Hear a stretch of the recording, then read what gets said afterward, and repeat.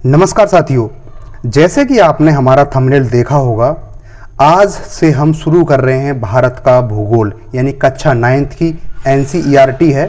Chapter है भारत, उसका आकार और स्थिति। जी हाँ दोस्तों, जैसे कि आपने थंबनेल देखा होगा, तो देखो NCERT में 4-5 टॉपिक दिए हुए हैं इम्पोर्टेंट, हम उनकी चर्चा करेंगे। तो पहले बात करें हम पृथ्वी पर महाद्वीप। तो दोस्तों, पृथ्वी पर महाद्वीप की संख्या की बात करें तो पृथ्वी पर 7 महाद्वीप हैं। जैसा कि मैंने यहाँ पर लिख रखा है, पृथ्वी पर 7 महाद्वीप हैं। तो देखो, ये जो मैंने एक नक्शा बनाया है, ये है पूरे विश्व का, यानी कि पूरे विश्व का ये ग्लोब है। तो देखो, ये पॉइंट होता है उत्तरी और ये होता है दक्षिणी। तो अगर मैं बात करूं तो ये बीच से जो रेखा गुजर रही है, ये है 0 डिग्री या विषुवत रेखा, और 0 डिग्री के ऊपर जो है 23.5 डिग्री, उसे बोलते हैं कर्क रेखा, और विषुवत रेखा के नीचे 23.5 डिग्री है मकर रेखा। तो दोस्तों, अगर मैं बात करूं 7 महाद्वीप कैसे अवस्थित हैं, तो देखो, अफ्रीका महाद्वीप आपको दिखाई दे रहा होगा। अफ्रीका महाद्वीप कर्क रेखा, विषुवत रेखा और मकर रेखा तीनों से होकर गुजर रही है, यानी कि अफ्रीका से तीनों रेखा गुजर रही हैं। मकर रेखा भी गुजर रही है, विषुवत रेखा भी गुजर रही है, और ये कर्क रेखा भी गुजर रही है। अगर मैं बात करूं एशिया की, जिसमें हमारा भारत भी आता है, तो एशिया से अगर हम बात करें तो विषुवत रेखा और ये कर्क रेखा दोनों गुजरती हैं, लेकिन भारत से विषुवत रेखा नहीं गुजरती है, भारत से केवल कर्क रेखा गुजरती है। वही हम बात करें यूरोप से, तो दोस्तों, यूरोप से ना तो कर्क गुजरती है, ना विषुवत गुजरती है, और ना ही मकर रेखा गुजरती है। और ऑस्ट्रेलिया से केवल और केवल मकर रेखा ही गुजरती है। और वहीं उत्तरी अमेरिका से केवल और केवल कर्क रेखा गुजरती है। और विषुवत रेखा जो दक्षिण अमेरिका है, उत्तरी अमेरिका के नीचे, इससे विषुवत रेखा और मकर रेखा दोनों गुजरती हैं। तो मैंने आपको मोटा मोटा 7 महाद्वीप के बारे में थोड़ा थोड़ा बता दिया कि पृथ्वी पर 7 महाद्वीप कौन कौन से हैं। यूरोप, एशिया, ऑस्ट्रेलिया, अंटार्कटिका, दक्षिण अमेरिका, उत्तरी अमेरिका और अफ्रीका। चलो अब आगे बढ़ते हैं। क्षेत्रफल के आधार पर, यानी कि क्षेत्रफल के आधार पर दुनिया में सबसे बड़ा महाद्वीप कौन सा है। तो दोस्तों, क्षेत्रफल के आधार पर सबसे बड़ा महाद्वीप है एशिया, फिर दूसरे नंबर पर आता है अफ्रीका, तीसरे पर उत्तरी अमेरिका, चौथे पर दक्षिण अमेरिका, पांचवें पर अंटार्कटिका, फिर यूरोप और लास्ट में आता है ऑस्ट्रेलिया। तो दोस्तों, क्षेत्रफल के आधार पर सबसे बड़ा जो महाद्वीप है वो है आपका एशिया, और सबसे छोटा है ऑस्ट्रेलिया। ये आपसे पूछा जाएगा। अब बात करते हैं जनसंख्या के आधार पर। तो दोस्तों, जनसंख्या के आधार पर एशिया की जनसंख्या सबसे ज्यादा है विश्व में, फिर आता है अफ्रीका, फिर आता है यूरोप, फिर आता है उत्तरी अमेरिका, फिर दक्षिण अमेरिका, फिर ऑस्ट्रेलिया, और लास्ट में आता है अंटार्कटिका। तो ये तो हुआ जनसंख्या के आधार पर विश्व के सारे महाद्वीपों की चर्चा। अब हम आगे देखते हैं दोस्तों। यदि हम आगे बात करें तो देखो, भारत की स्थिति की बात करें तो दोस्तों, भारत पूरी तरीका से उत्तरी गोलार्ध में स्थित है। आपसे पूछा जाएगा, भारत पूरी तरीका से उत्तरी गोलार्ध में स्थित है। जी हाँ दोस्तों, अब बात करते हैं कि भारत की उत्तरी गोलार्ध में स्थिति कहां पर है। तो देखो, भारत की बात करें, देखो, ये हैं अक्षांश रेखाएं, और ये जो ऊपर से नीचे आ रही हैं, ये ऊपर से नीचे, ये है देशांतरी रेखाएं। तो दोस्तों, भारत यहां स्थित है, यानी कि विषुवत रेखा से थोड़ा ऊपर। विषुवत रेखा 0 डिग्री पर है। तो देखो, ये है एक रेखा है 8 डिग्री 4 मिनट से 37 डिग्री 6 मिनट, अक्षांश रेखा है। और जो देशांतर रेखा है वो है कितनी, 68 डिग्री 7 मिनट से 97 डिग्री 25 मिनट। ये है भारत की एक्चुअल अवस्थिति। तो आपसे कोई पूछे कि भारत की स्थिति क्या है, तो देखो, भारत का जो देशांतरी विस्तार कितना है, 68 डिग्री 7 मिनट से 97 डिग्री 25 मिनट, और अक्षांशी विस्तार कितना है, ये है 8 डिग्री 4 मिनट से 37 डिग्री 6 मिनट। इतना ही आपको समझना है। अब बात करते हैं, यहां पे मैंने लिख भी रखा है, भारत का अक्षांशीय विस्तार 8 डिग्री 4 मिनट से 37 डिग्री 6 मिनट उत्तरी अक्षांश, और भारत का देशांतरी विस्तार 68 डिग्री 7 मिनट से 97 डिग्री 25 पूर्वी देशांतर आपको बोलना पड़ेगा। अब बात करते हैं कर्क रेखा की।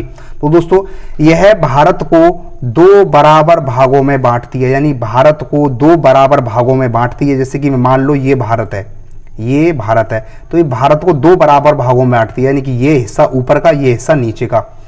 लेकिन कितने राज्यों से गुजरती है ये आपसे पूछा जाएगा। तो ये 8 राज्यों से गुजरती है, गुजरात, राजस्थान, मध्य प्रदेश, छत्तीसगढ़, झारखंड, पश्चिम बंगाल, त्रिपुरा और मिजोरम, ये 8 राज्य हो चुके हैं। अब बात करते हैं यानी कि देशांतरीय स्थिति, यानी कि जो देशांतर रेखा गुजर रही है इनका क्या मतलब है। तो दोस्तों देखो, सूरज का उगना और सूर्यास्त का समय बदलना ये देशांतरीय स्थिति की वजह से होता है, और अक्षांश स्थिति की वजह से क्या होता है, तो दिन और रात की लंबाई में जो परिवर्तन आता है वह अक्षांश की वजह से आता है। यानी कि सूरज कब उगेगा और कब अस्त होगा यह डिपेंड करता है देशांतर पर, और दिन और रात की लंबाई में परिवर्तन होता है वो अक्षांश पर निर्भर करता है। यानी कि अब मैं बात करूं भारत में 12 घंटे का दिन और रात क्यों होती है, तो दोस्तों देखो, ये उत्तरी ध्रुव है, यह है उत्तरी ध्रुव यानी कि 90 डिग्री पर। यहां पर उत्तरी ध्रुव पर 6 महीने का दिन और 6 महीने की रात होती है, ये पता है आपको। यानी कि 6 महीने का दिन होता है, 6 महीने की रात होती है। तो दोस्तों देखो, जब यहां से हम नीचे की ओर आते हैं तो हो सकता है कि यहां पर 4 महीने का दिन, 4 महीने की रात होती हो, फिर 3 महीने का दिन, 3 महीने की रात। तो धीरे धीरे आते आते जब हम भारत पर आते हैं तो भारत पर 12 घंटे का दिन और 12 घंटे की रात होती है। तो ये तो हुआ कर्क रेखा और भारत की स्थिति के बारे में। अब हम देखते हैं मानक समय रेखा, यानी कि यह भारत के 5 राज्यों से होकर गुजरती है। उत्तर प्रदेश, मध्य प्रदेश, छत्तीसगढ़, उड़ीसा, आंध्र प्रदेश, इन 5 राज्यों से मानक समय रेखा गुजरती है। और मानक समय रेखा 82.5 पूर्वी देशांतर से होकर गुजरती है। यानी कि मानक समय रेखा है वह 82.5 पूर्वी देशांतर से होकर गुजरती है, आपको लिखना है।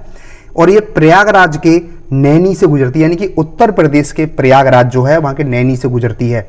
अब बात करते हैं दोस्तों भारत के तटीय राज्य। तो देखो, भारत में 9 तटीय राज्य हैं और 4 केंद्र शासित प्रदेश हैं। तो केंद्र शासित प्रदेश कौन कौन से हैं, तो दादर नागर हवेली, ये अरब सागर, देखो ये हिस्सा अरब सागर का होता है और ये हिस्सा बंगाल की खाड़ी होती है। तो देखो, अरब सागर में दादर नागर हवेली और दमनदीप हैं, और ये लक्षद्वीप, और बंगाल की खाड़ी में है अंडमान निकोबार। ये तो हुए 1, 2, 3 और 1 है पुदुचेरी। तो यानी कि 4 केंद्र शासित प्रदेश हैं और 9 राज्य हैं, यानी गुजरात से शुरू होते हैं पश्चिम बंगाल तक। अब देखो, भारत का क्षेत्रफल बहुत बार पूछा जाता है कि भारत का क्षेत्रफल क्या है। दोस्तों, भारत का क्षेत्रफल है 32,87,263 वर्ग किलोमीटर, और यह संपूर्ण विश्व का 2.4% है। यानी कि पूरे विश्व का 2.4% हमारे यहाँ क्षेत्रफल है। भारत क्षेत्रफल में 7वें स्थान पर आता है। यानी कि भारत की बात करें तो भारत का क्षेत्रफल के हिसाब से भारत 7वें नंबर पर आता है। पहले पर कौन आता है, रूस, दूसरे पर कनाडा, अमेरिका, चीन, ब्राजील, ऑस्ट्रेलिया और भारत। यह है क्षेत्रफल के आधार पर भारत का 7वां नंबर। अब हम बात करते हैं कि भारत का आकार। तो दोस्तों देखो, ये यहां से गुजरात से ऊपर मैंने नोट किया है, ये पूरा हिस्सा ये यहां तक पश्चिम बंगाल तक कहलाती है स्थलीय सीमा। और ये कितनी है, भारत की स्थलीय सीमा कितनी है, 15,200 किलोमीटर। यानी कि भारत की जो स्थलीय सीमा है वो 15,200 किलोमीटर है। और तटीय सीमा कितनी है, 7516 किलोमीटर। दोस्तों, 7516 किलोमीटर तटीय सीमा है। तटीय सीमा कहां से गिनी जाएगी, गुजरात से लेकर के और पश्चिम बंगाल तक। इसमें लक्षद्वीप भी शामिल होगा और अंडमान निकोबार भी शामिल होगा। तो आपसे पूछा जाएगा कि भारत की स्थलीय सीमा कितनी है, 15,200 किलोमीटर, और तटीय सीमा कितनी है, 7516 किलोमीटर। भारत के उत्तर पश्चिम में हिमालय जो है एक नवीन बलित पर्वत है। यानी कि भारत के उत्तर पश्चिम में हिमालय क्या है, एक नवीन बलित पर्वत है। यानी कि भारत का उत्तरी भाग तो चौड़ा है और दक्षिणी भाग 23.5 डिग्री अक्षांश से नीचे सकरा है। देखो, ये हिस्सा भारत का कैसा है, ये हिस्सा ऐसा है, लेकिन कहां से 23 डिग्री अक्षांश से नीचे की ओर आओगे तो आपको ये सकरा हुआ दिखाई देगा। यानी सकरे का मतलब ये होता है। अब हम देखते हैं आगे भारत के पड़ोसी देश। तो दोस्तों, भारत के पड़ोसी देश की बात करें तो देखो, एक ट्रिक है।